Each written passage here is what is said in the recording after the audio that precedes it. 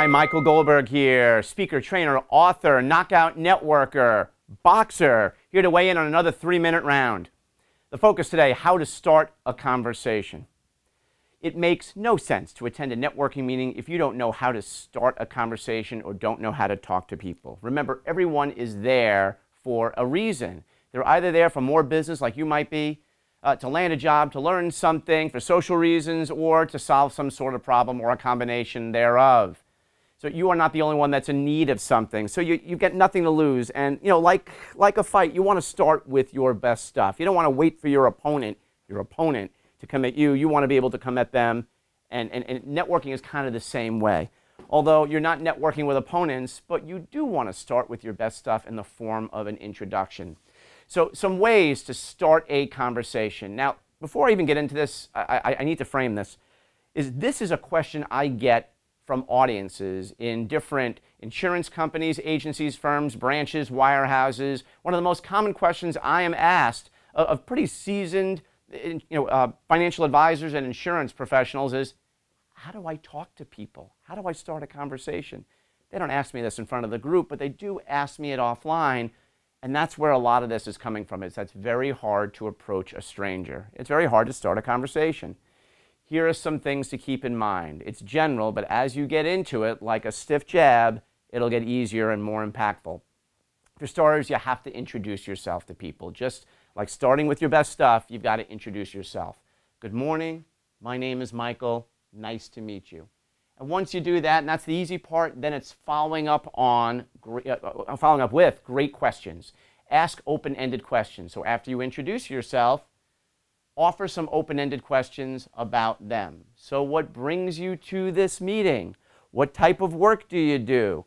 Do you like what you do? How do you market your business? How do you differ from other people that are in your profession? What's a perfect prospect for you? What needs to happen at a meeting like this for it to be worth the price of admission for you? Do you have a target market? If so, why? If not, why? What type of year are you having? What are some initiatives that you're working on? What do you do for fun when you're not speaking to people like me or networking or at work? How can I help you? Those are some great open-ended conversation starters that could really get you involved in a very focused and rich conversation. Get more specific with questions as you get answers. So you might say, so tell me more about that. Or really, how did you get involved with that? Really try to dial down with the answers that are being presented to you.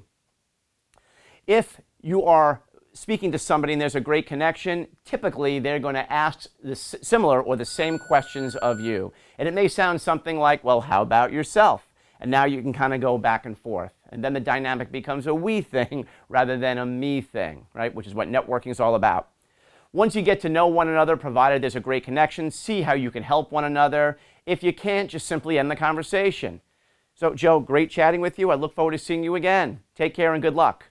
Or if there is a reason to follow up, follow through, initiate that. You might say something like, Joe, it sounds like we could probably refer each other a lot of business as we get to know one another.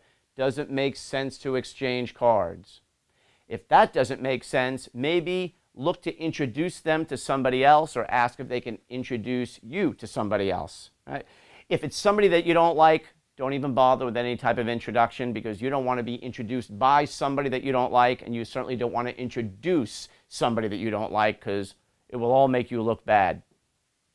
Look to see how you can help one another. Look to see if you can follow up as it might make sense. Again, you've got nothing to fear, and if you mess it up, who cares? The second round is right around the bell, and I'm right around the bell. If you've got comments, questions, emotional outbursts, anything that you want me to discuss right here on 3-Minute Rounds, write me through knockoutnetworking.com. And remember, keep that left up.